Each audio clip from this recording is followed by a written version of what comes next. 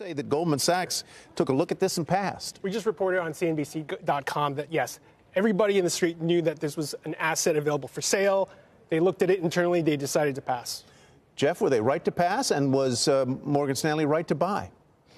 I mean, Goldman said that they looked at everything, and as he said, that this was a known asset for sale. So I'm sure, I would imagine they looked at it.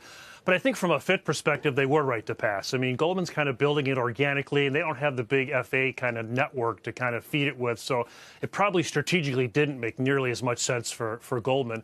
But I do think it makes some strategic sense for Morgan Stanley. Some of the economics may be a little strained, but I think from a strategic standpoint, it's a pretty nice fit.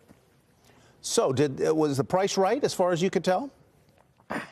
Well, there's kind of, I guess, two ways I'm looking at it. One, just kind of straight up price, right? They're paid, depending on how you include expense synergies, somewhere around 11 times forward earnings, which doesn't seem unreasonable to me. That seems like an okay place to be.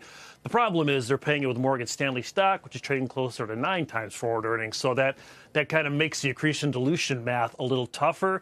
And there's not a whole lot of costs to come out here. Now, again, that's not real surprising because there's not a lot of overlap. They're still going to market the E-Trade brand. They're still going to keep the E-Trade software systems there. But $400 million of expense saves is kind of lower than I would typically like to see in something like this. So you put those two things together, I think the price paid was reasonable, but I'm not crazy about a 3-year earn back. That's longer than I'd like to see. And Mike Mayo, Hugh, said he preferred Goldman to Morgan. He likes the way that they are building it internally instead of buying it. That said, here's what Roger Altman said on CNBC about this earlier. He said Morgan Stanley has been leading the transformation from wholesale banking to the retail side, as we know, and this pushes them even further in that regard. He said, I think this is a smart move and entirely consistent with the vision of the CEO, James Gorman. Yeah.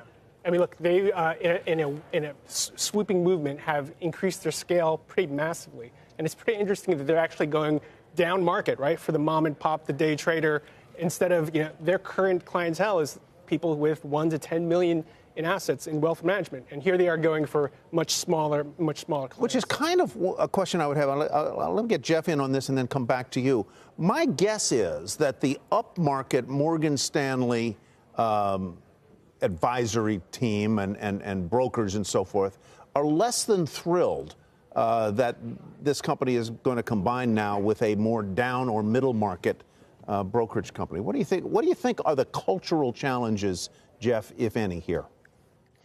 Well, I mean, certainly anytime there's a merger, there's some cultural challenges, but they're not trying to necessarily take the Morgan Stanley financial advisor and, turn them into just an online broker. So I think when you look at Morgan Stanley's kind of core business there, it's a true wealth management business. It includes a lot.